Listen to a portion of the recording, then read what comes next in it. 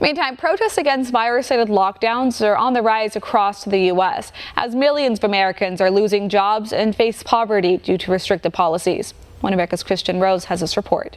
We have a personal responsibility for our health, and we don't need them to tell us how to do it. A rising number of Americans are suspecting foul play behind coronavirus lockdowns imposed by state governments across the nation. This past weekend, protesters rallied in front of the Texas state legislature in Austin, demanding that the state's economy reopen immediately, allowing millions of Texans to get back to work. Protesters say economic lockdowns pose a greater threat to their livelihoods than the virus itself. I think the government has overstepped. We have rights, and I think it's just a shame that we can't make those choices for ourselves.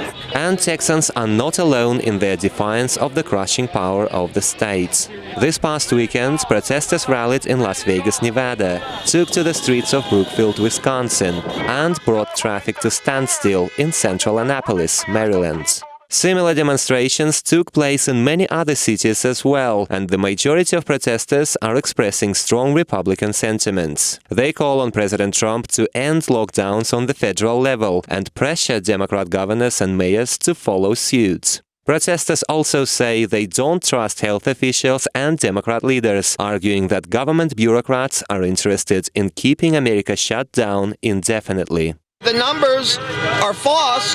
You have, a 1% chance of dying. You have a larger percentage of dying of something else, but that's life. We can't continue to live in fear. But health officials claim reopening the country can only proceed gradually, with numerous conditions attached. If these things are done correctly, what I believe they can, we will have and there will be enough tests to allow us to take this country safely through phase one.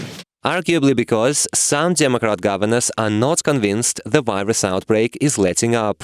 So it's no time to get cocky and it's no time to get arrogant, right? We still have a long way to go and a lot of work to do.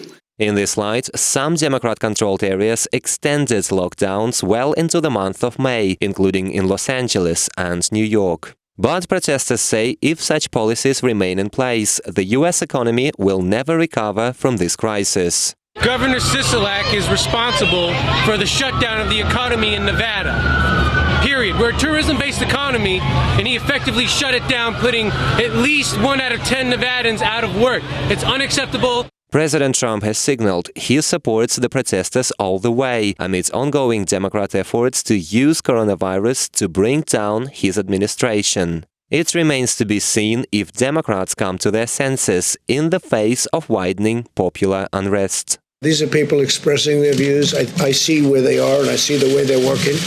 They seem to be very responsible people to me. Kristian Rouz, One America News. Want to see more videos like this? Click on the link below and subscribe to One America News on YouTube. And call your cable provider and kindly demand that One America News is added to your lineup. Call and subscribe today.